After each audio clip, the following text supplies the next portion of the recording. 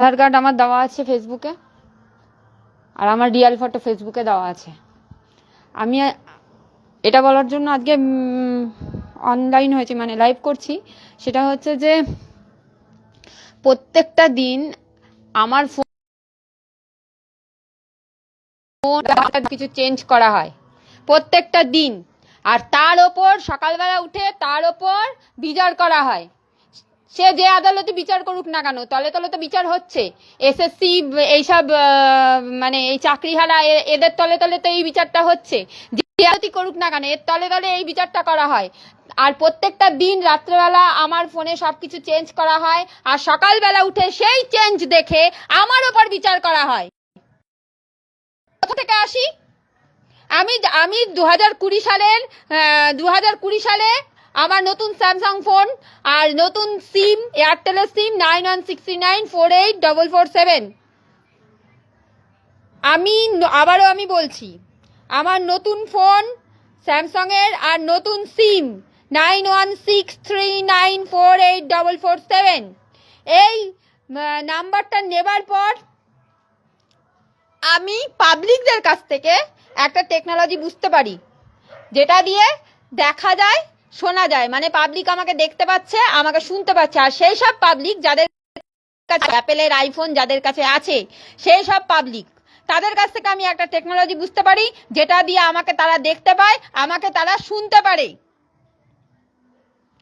তারপরে এই ঘটনাটা 2020 মার্চে আমি নতুন ফোন কিনি, মার্চে এই ঘটনা। তো সেইটা বোঝার পর আস্তে আস্তে তাদের সাথে আমি ইঙ্গিতে কথা বলা শুরু করি। তারা ইঙ্গিতে আমার সাথে কথা বলে, আমি তাদের সাথে ইঙ্গিতে কথা বলা শুরু করি। আমি ঘরে কি করছি না করছি, আমি কোথায় যাচ্ছি না যাচ্ছি, এভরিথিং তারা দেখছে। সেই আমি ঘরে কিছু করলেও সেটা নিয়ে তারা কথা বলছে, বা কেউ কোনো অ্যাডভাইস দিচ্ছে, কেউ কোনো মজা করছে, কেউ উল্টোপাল্টা বলছে, এরকম আমার সাথে তারপর থেকে ঘটতে থাকে। আমিও একটা নতুন দুনিয়া পেয়ে আমিও কথা বলা শুরু করি ইঙ্গিতে। আমি তাদের সাথে তাদের অ্যান্সার করি, ইঙ্গিতে কথা বলি, এরকম করে করে আমিও তাদের সাথে ইঙ্গিতে কথা বলি। এইটা পলিটিক্যাল ব্যাপার হয়ে যায় 2022 সালের শেষের দিকে। 2022 সালের শেষের দিকে আমি একটা পলিটিক্যাল ব্যাপারে আমি কথা বলি যখন, তখন ব্যাপারটা পলিটিক্যাল হয়ে যায়। এইটুকু টাইমের মধ্যে কিন্তু আমার ফোনে কোনো মেল আইডি ছিল না। আমার এই ফোনটার মধ্যে কোনো মেল আইডি কিন্তু ছিল না এইটুকু টাইমের মধ্যে। আর আমার ফোনে এরকম মেল আইডি না থাকা মানে আমার ফোনে এরকম কোনো টেকনোলজি না থাকা, কোনো টেকনোলজি না থাকা, মেল আইডি না থাকা মানে এরকম কোনো টেকনোলজি না থাকা যেটা দিয়ে দেখা যায় শোনা যায়। তো এরপরে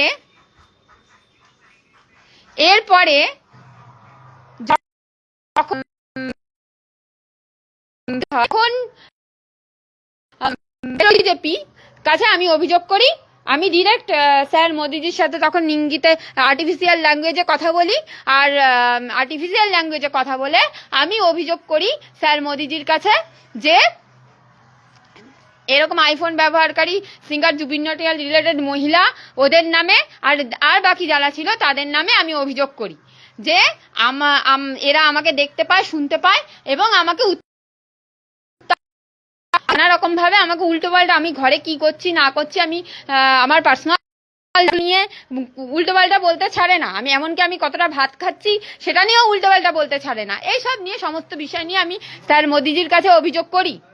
অভিযোগ করার পরে মানে এটা বলি যে আমি দেশের সুরক্ষা চাই, আর উনি যেন এর ব্যবস্থা নেন। আমি অভিযোগ করার পরে বলি আমি দেশের সুরক্ষা চাই, আর আমি দেশের সুরক্ষার জন্য বলছি, আর আমার দেশের ব্যাংক থেকে শুরু করে শিক্ষা ব্যবস্থা থেকে শুরু করে সব কিছু বিপদে আছে, উনি যেন এর ব্যবস্থা নেয়। তারপরে কি হয়, কেন্দ্র বিজেপি কি করে যে সেই সময় আমি শুধু স্যার মোদিজির সাথে কিন্তু আমি শুধু আর্টিফিশিয়াল ল্যাঙ্গুয়েজে কথা বলেছিলাম, অন্য কেউ কিন্তু বলেনি। আমি শুধু সেই সময় আর্টিফিশিয়াল ল্যাঙ্গুয়েজে কথা বলেছিলাম, অন্য কেউ কিন্তু বলেনি।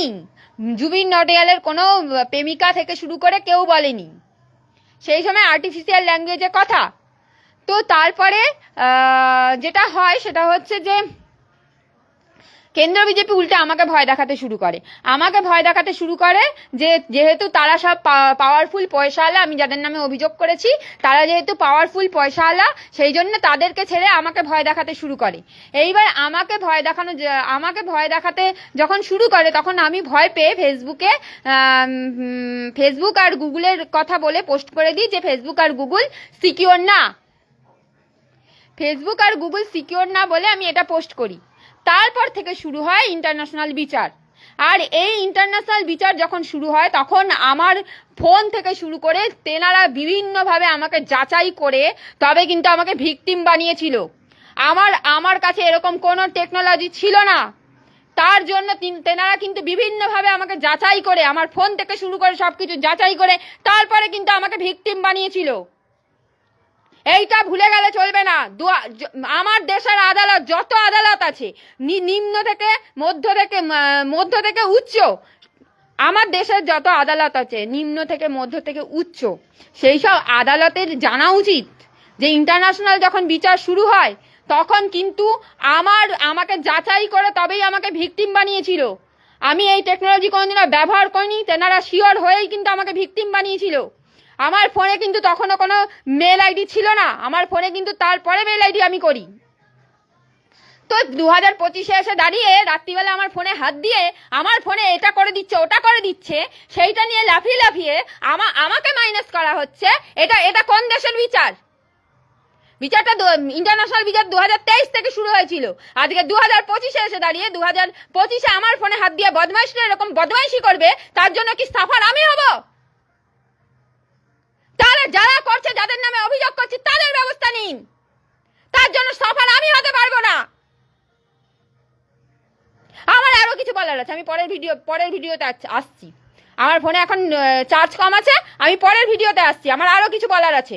আপনার একটা কথা বলে দিলাম, 2025-এ দাঁড়িয়ে এই আমার সাথে যে ষড়যন্ত্রগুলো হচ্ছে, আমার ফোনে ডুপ্লিকেট সফটওয়্যার দিয়ে প্রতিদিন রাত্রে ফোন ধরে আমার ফোনে ভুলভাল কিছু করে আমার সাথে যে ষড়যন্ত্র হচ্ছে, তার জন্য যেন সাফার আমি না হই।